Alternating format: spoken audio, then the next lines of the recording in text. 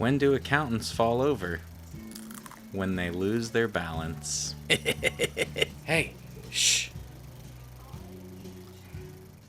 Welcome back to Not Another Needless Sequel, where we watch movies and propose unnecessary prequels, sequels, reboots, and remakes. My name is Kane. With me, as always, is my co-host and wife, Kelsey.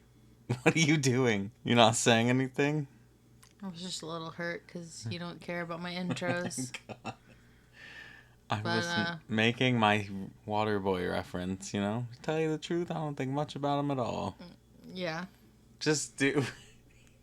There's nothing really to say. An accountant, the accountant. I didn't ask you what the story was yet. That was a line from the movie. Oh. I thought you were trying to tell the story. No. Oh my god. This week we calculated our choices in 2016's The Accountant. So what do you think the story was? I think it was about the accountant. Anyways, it's a guy, his name is Chris, and he basically is an accountant for a bunch of criminals and gets alternative forms of payment, but also launders money through multiple businesses just to donate all of it to charity.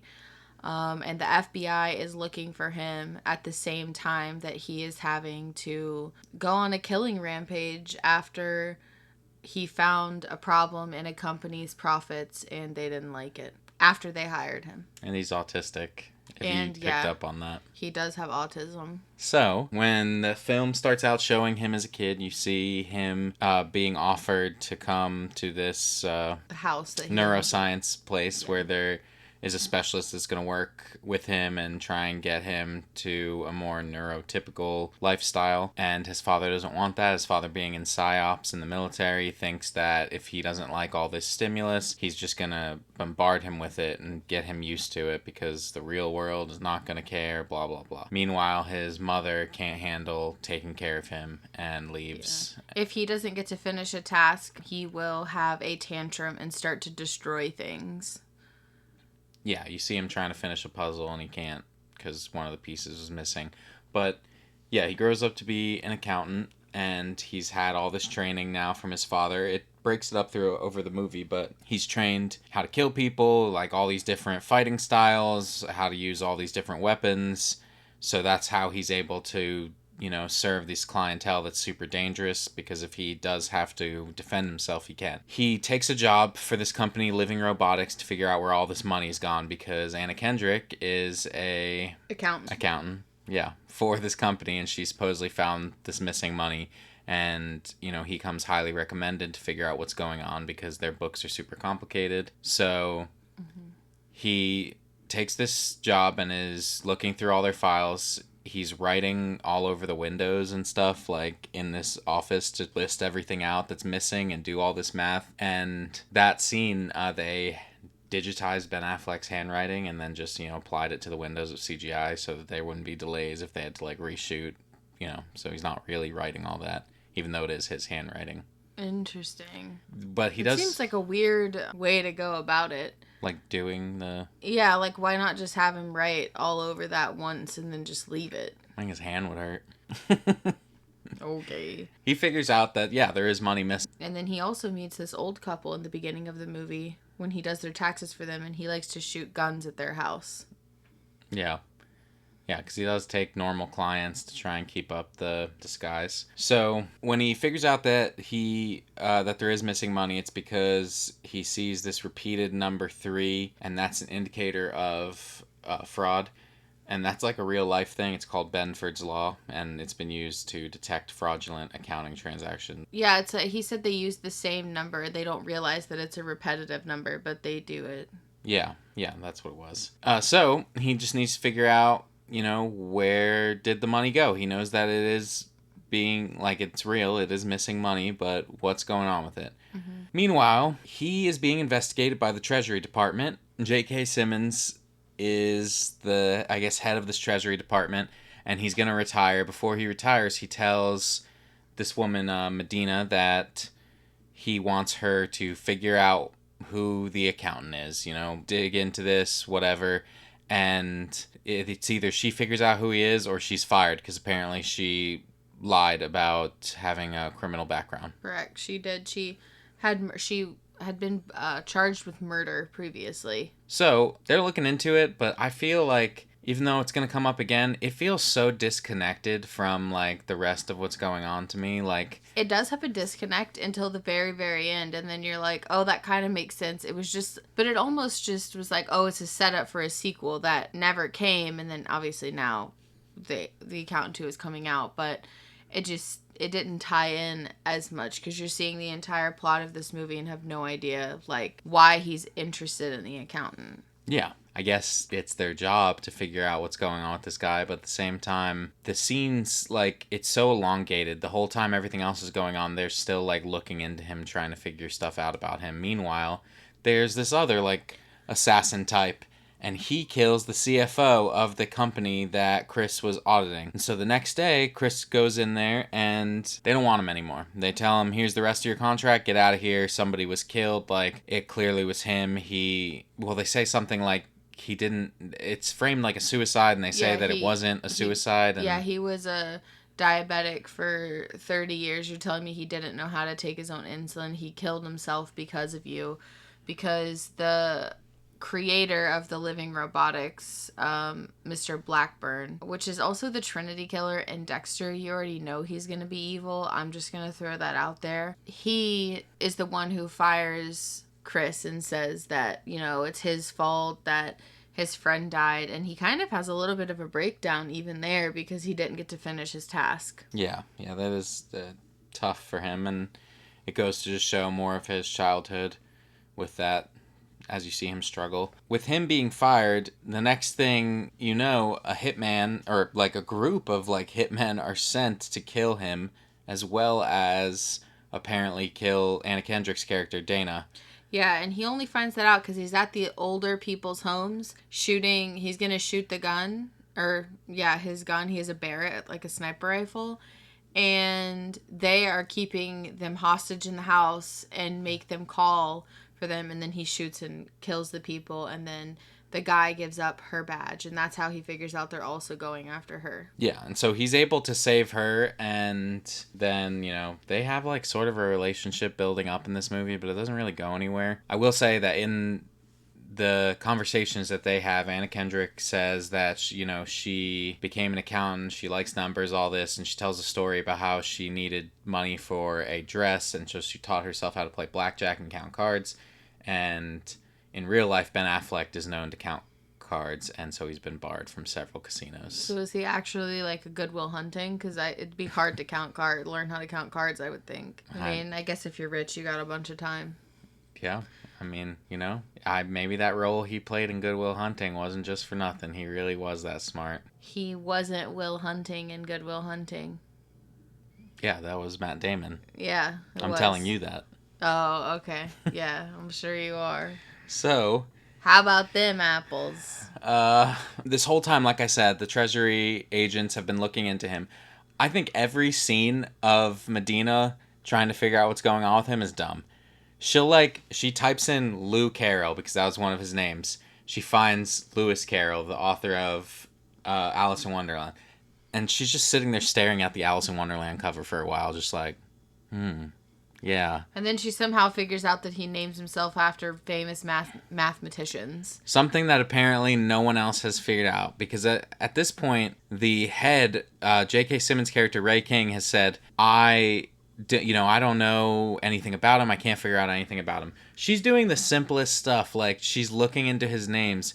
She's listening to the audio. She's fucking has somebody scan his face to find any matches. And I'm like, nobody did any of this? What have they done? But the most important match she finds is outside of a nightclub for one of the crime families. And he murders every single person in there. Because when he was in prison, and he was in prison basically because he went to his mom's wake, and his dad ended up being murdered while he was there, but he attacked a few police officers, from my understanding. So he was in prison and made friends with this guy in prison named Francis, who used to be an accountant and worked the books for one of the crime families. Yeah. And so he ended up turning into an FBI informant, and then when instead of giving him federal protection, the police system did him wrong and just released him from prison, and then he was murdered. So Chris was getting revenge. Yeah, so for his death. He kills all those people at this club called the Ravenite, and the Ravenite is a real life social club that was the actual headquarters for the real life Gambino crime family boss, John Gotti. That's kind of cool. You know, that day that he goes there and he gets his revenge, he also actually met Ray King at the time and formed a relationship with Ray King where he passes along information to keep drugs from coming into America, since he is so involved with all this drug cartel and mobs and all this stuff. He has all this extra information. The entire time, Ray King's pretending like he doesn't know who this is. He does. What he was trying to do was set the stage so that as he retires, this woman, Medina, can take his spot in sharing information or getting information from Chris. And work with him. Yeah. And she doesn't know how she feels about it. But I feel like, of all people, she would understand. Like, which I guess is why Ray King probably picked Agent Medina. Because she has a criminal history that nobody knows about. While Chris is a criminal, he still tries to do good and keep drugs out of, places and blah, blah, blah. As far as what was shown to us, he only killed people that tried to kill him. That's true, except the Gambino crime family. Yeah, but they killed a fucking old man. They did. They didn't just kill him. They tortured him to death. Honestly, it doesn't even show him kill that man. He killed those people because he was mad. He didn't kill anybody at that funeral. They killed his father. Yeah. And then the people tried to kill him for him figuring out what they hired him to do, which makes no sense. When Chris arrives there when he realizes that it was Lamar, the doctor behind all the living robotic stuff, he goes to kill him, and Lamar has a team of assassins guarding his house. Or like private security, militia, whatever it is, they're hired.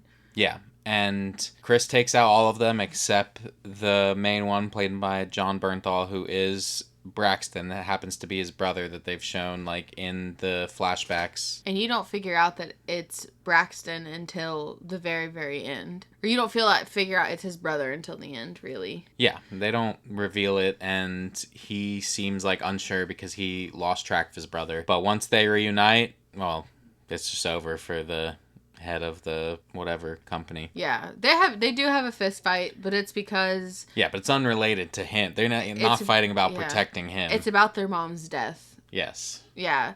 John Bernthal's character was mad that Chris didn't call him, and instead he went to the wake with the father because that's when he died. And you are under the understanding that he hasn't seen his brother since his mom died, since that funeral, or since their dad was killed. Well, speaking of John Bernthal, Chris recites a nursery rhyme in this that also mirrors John Bernthal's character in The Punisher and Daredevil, because he recites that rhyme 1 batch, 2 batch. Yeah. He's doing kills. And Chris does Solomon Grundy. Yeah.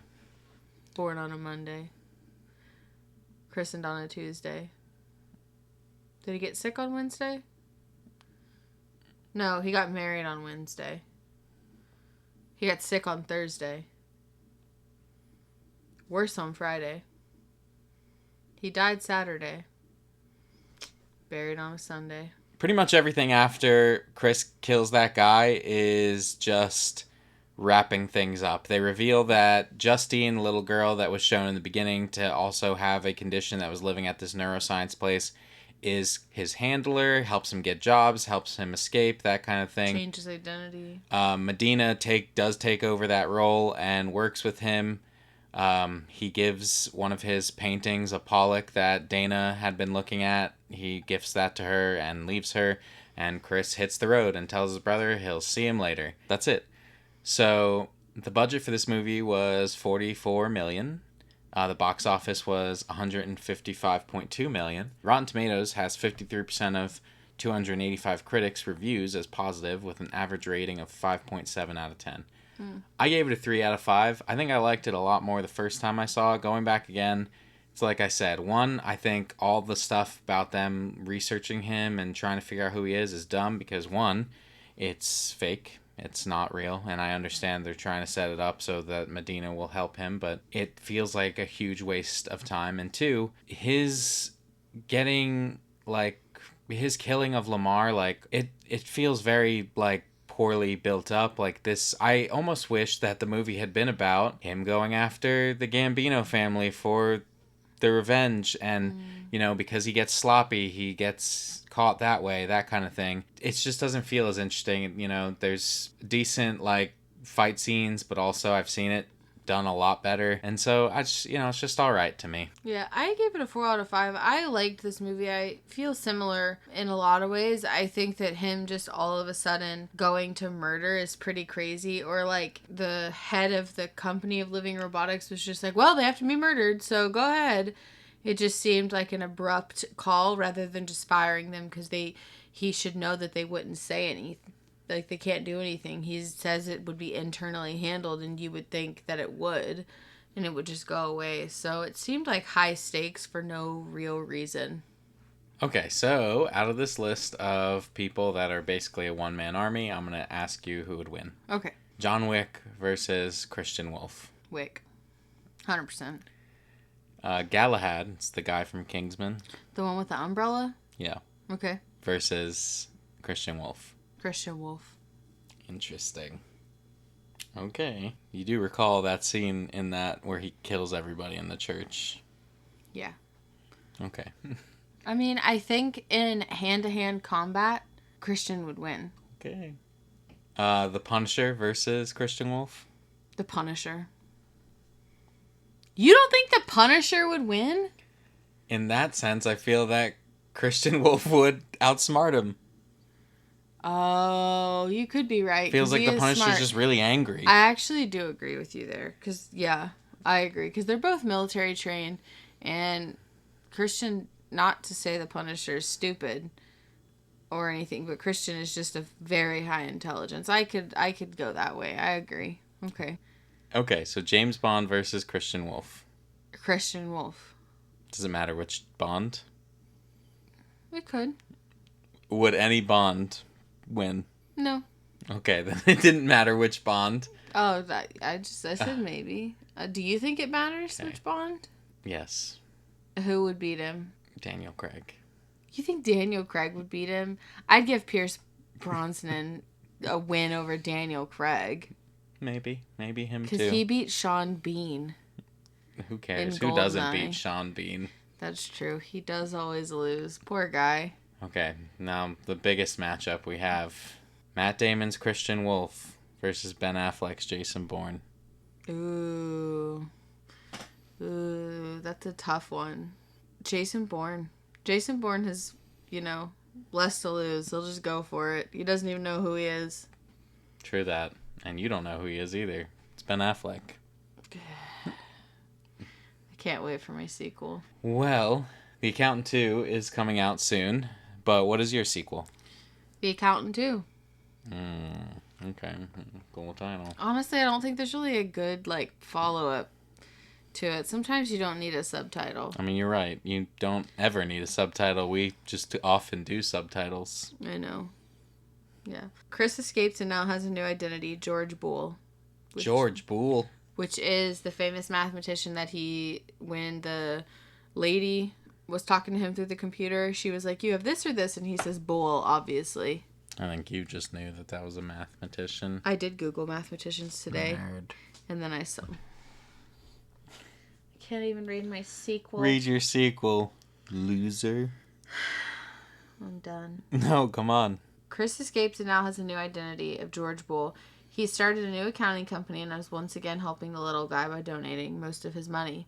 One day he gets a call from Medina on the phone, and it's someone needing help. The FBI is trying to catch a criminal who has been helping, the big criminals get away with their crimes again. Like, smuggling in the drugs, different ways to do that. As I said George. I'm like, who the heck is George? It's George, a.k.a. Chris. Looks into it. He tracks someone to MIT where he attends a class, specifically a math lecture. The professor's name is Will Hunting. Do you like that? Mm-hmm. No, you don't. You look so annoyed. Will meets with him after class and lies to George. George follows him and confirms he's the one who is helping the criminals. I just think you're Matt Damon obsessed. And is now, but he also realizes he's being forced to do these things because he embarrassed the wrong person by being smarter. He embarrassed the wrong person. We know he also, in the movie Good Will Hunting, he did like to get into a fight, so he would have lost, but he also would have made them look dumb because he's profoundly smarter than everyone else. So Chris then calls his brother Braxton for help, much to Braxton's dismay and FBI agent Medina's, but she only agrees to help him once the people figure out that the FBI is in on it and Ray also gets kidnapped. Together, Braxton and Chris take them down and bring them into custody.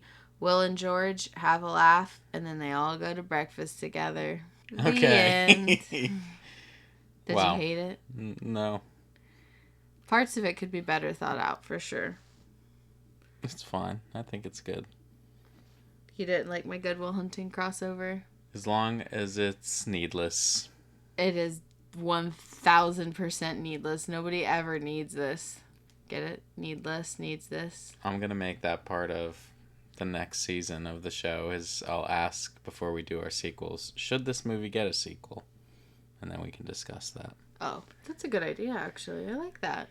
So, write it down. I did. It's been in there for a long time. When's the next season starting? As soon as I can announce it. Oh. You're hearing it here first. You won't know when season 2's ending. You'll just know when season 3 is starting. That's fair. Mine's called The Accountant 2 Deduction. Ooh, math. I should have called mine The Accountant 2 Write-Off. Ugh. Chris is told by one of his clients he would like to introduce Chris to his colleagues that could use Chris as their accountant. Chris is brought to the high table to meet the rest of the 12 crime lords that are looking for his services. Chris had only ever heard rumors of the high table, and upon seeing they are real, he refuses their business offer to the table's surprise. However, the table feels Chris knows too much about them now and says he will be forced to work for them or they will kill his brother. Chris tries to inform Medina of the high table, but the Treasury Department has been infiltrated by the high table, and Medina is killed after learning about the table. Dang. Chris and his brother prepare to run, but the high table send their best, John Wick, after the brothers. John Wick fights the brothers, starting on the road, ultimately leading to a crash, an on-foot chase, and more. As the fight reaches a bitter stalemate, Chris is informed by Justine that if he challenges someone for a seat at the high table, he may be able to win and avoid Wick. Justine sends out the request for a challenge, and Chris and Braxton go to meet the crime lord and John Wick on neutral grounds for the terms. Braxton decides to be the one to fight the crime lord and is losing after a long fight. Braxton is dying, and Chris begins to lose his cool and wants to step in, but John Wick stops him. As John Wick can see the despair in the eyes of Chris, he does the unthinkable and executes the high table crime lord. Wick tells the brothers to leave and never brush up against the table again, or there would be consequences. Ooh. That's it. So did... It's a John Wick prequel. So both the brothers survived. Yeah. It's a prequel. Because John Wick still works for the high table. This is before he ever left. Oh, yeah. You're right. Pretty good. It's because I didn't care about this movie, so I made it a John Wick. You made it a John Wick, yeah, because John Wick's good. I like those better. That's why. We just watched John Wick, and so I was watching the action scenes in this, and I was just like, I've seen better. Actually, yeah, that's a really good point. Well, thank you so much for listening. We do so appreciate it. If you want to talk movies with us, you can find us on TikTok, Instagram, Letterboxd, Threads, and Blue Sky. We are NansPod everywhere. NansPod? If you'd like to vote on whose sequel idea was the best, come by our YouTube channel for the polls, or let us know your idea across our socials, or at needlesssequel@gmail.com. Links, as always, will be wherever you are listening. If I could ask you for one thing, it's to share our show with someone and leave us a review. That is how we get new listeners. Of course, I also ask that you come back for more Needless Sequels. Next week, we are watching Keeping Up with the Joneses on Max. Take care of yourselves, everyone. We will see you next week. Bye.